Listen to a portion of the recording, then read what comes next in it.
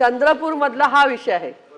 चंद्रपूरच्या खाणीच्या संदर्भातलं जो तिथे मुबलक साठे आहेत, चांगली गोष्ट आहे की चंद्रपूरला मुबलक साठे उपलब्ध आहेत, परंतु सभापती महोदय ह्या माझ्या प्रश्नावरती जे उत्तर दिलेत त्याला मी समाधानकारक नाहीये। कारण माझ्या मते ही खूप चुकीची उत्तरं इथे दिले गेलेली आहेत। मंत्री महोदयांना ह्या संदर्भात अधिकाऱ्यांनी चुकीचं मार्गदर्शन केलेलं मला या उत्तराच्या माध्यमातून दिसतंय। सभापती महोदय, चंद्रपूरमध्ये ती जी ट्रक जातात ते ट्रक ओपनली जातात, त्याच्यावरती कुठली ताडपत्री झाकली जात नाही, त्यामुळे ते जे वायूचे कण, कोळशाचे कण हे हवेत जातात, त्यामुळे शेतीचं नुकसान आहे, त्यामुळे नागरिकांच्या आरोग्याचं नुकसान आहे, रस्त्याचं नुकसान आहे। सभापती महोदय, इकडे नमूद केलंय की सिमेंटचा रस्ता केलाय, ओव्हरलोड तुम्ही ट्रक तिथून घेऊन जाता, तुम्ही काय लोखंडाचा रस्ता करणार आहात का तिथे त्याच्यावरती? कारण तो रस्ता मी स्वतः चंद्रपूरला सभापती महोदय प्रवास केलाय, त्या रस्त्याची चाळण झालेली आहे, कारण ह्याची कुठलीही दक्षता घेतली जात नाही। सभापती महोदय, माझं असं म्हणणं आहे की ज्या शाळा आहेत त्या शाळांच्या बाजूनी असे ट्रक जाऊ नये, कारण शाळेच्या मुलांच्या नाकामध्ये त्याचे धुळीचे कण, त्या कोळसाचे कण जाऊन तो आजारपण मोठ्या प्रमाणामध्ये तिथे होते। शासनाचं म्हणणं आहे की असं काही होतच नाही, असं तिथे आमच्याकडे काही आरोग्याविषयी किंवा कुठल्याही तक्रारी नाही आहेत। सभापती महोदय, माझं मंत्री महोदयांना म्हणणं आहे की आपण स्वतः लक्ष देऊन त्या तिथल्या आरोग्यासंदर्भातले प्रश्न असतील, तिथले रस्ते असतील किंवा तिथली शेती असेल, त्या शेतीच्या सुद्धा नापीक शेती होत आहे, त्या शेतीची सुद्धा आपण तिथे टेस्ट करून त्या शेतीच्या संदर्भामध्ये आपण काय करणार आहात, कारण अतिशय हा प्रश्न हा महत्त्वाचा आहे की ज्यामुळे शेती आरोग्य हे अडचणीत आलेलं आहे। सभापती महोदय, याच्यामध्ये त्यांनी दिलंय की आम्ही रस्त्यावरती पाणी मारतो, अतिशय चुकीचं दिलंय, कारण तिथल्या लोकांकडनं जी माहिती घेतली त्या माहितीनुसार अशा पद्धतीने तिथे चांगल्या मोठ्या प्रमाणात होतच नाहीये। त्यामुळे माझा प्रश्न आहे सन्माननीय मंत्री महोदयांना की चंद्रपूर जिल्ह्यातील राजुरा तालुक्यात दगडी कोळशाचे मुबलक साठे असून परिसरात वॉकोलीच्या माध्यमातून खुल्या कोळशाच्या खाणीचे जाळे निर्माण केले जात आहे। कोळसा भरलेले ट्रकवर ताडपत्री न टाकता मोठ्या प्रमाणामध्ये कोळसा वाहतूक करण्यात येत आहे। राजुरी तालुक्यातील नागरिकांचे आरोग्य धोक्यात आहे का, ह्या संदर्भातली माहिती द्यायची आहे। तसंच राजुरी यांच्या कार्यालयातनं प्राप्त झाली नाही की बाबा नापीक जमीन नाही झाली आहे, तर आपण स्वतः त्या संदर्भात चौकशी करणार का? त्याचप्रमाणे ज्या गावाजवळून जाणारे रस्त्यांवरनं जी स्पीड लिमिट ठेवलं गेलं पाहिजे, त्यासाठी आपण तिथे CCTV लावणार का?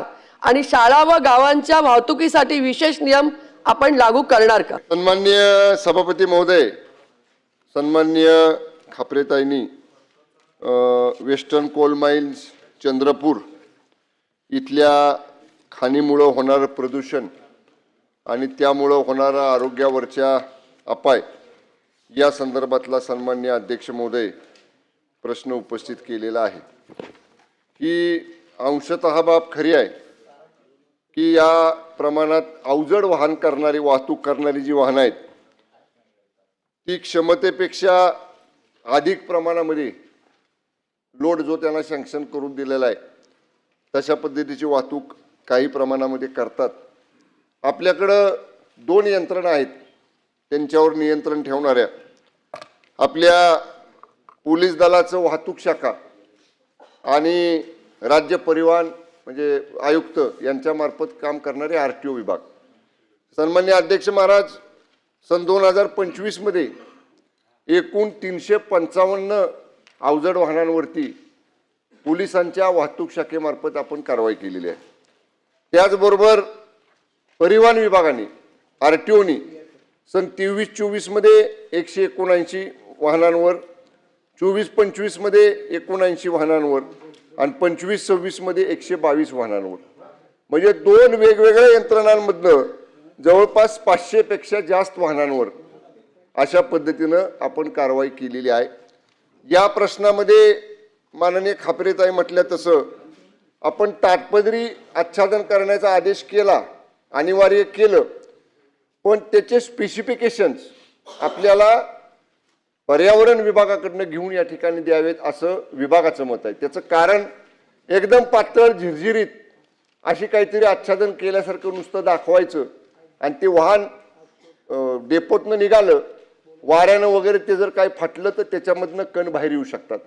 म्हणून त्याची जाडी किती असावी, त्याचं स्पेसिफिकेशन काय असावं, या बाबतीत पर्यावरण विभागाकडनं आपण त्यांचं मार्गदर्शन घेऊ.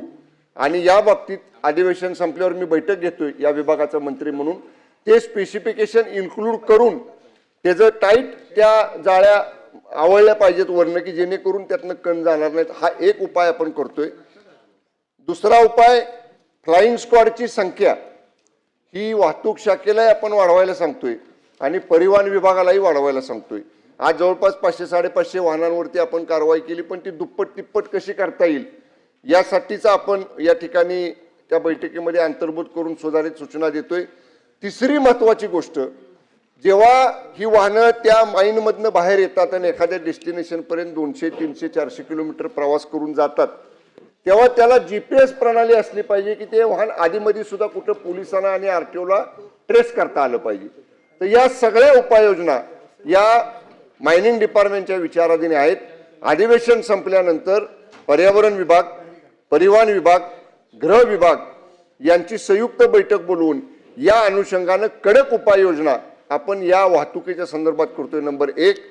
नंबर 2, दुसरा प्रश्न सन्मान्य खापरेताईंनी जो विचारला, रस्त्यांची दुरावस्था आहे, तर रस्त्यांच्या संदर्भामध्ये सन्मान्य अध्यक्ष महाराज, जो mining fund, district mining fund जिल्हाधिकाऱ्यांच्याकडे वर्षाला जमा होतो, त्याच्यामधनं जवळपास एकूण 45 कामं जवळपास 20 किलोमीटरची 5.5 कोटी रुपयाची या ठिकाणी आपण सुरू केलेली आहेत.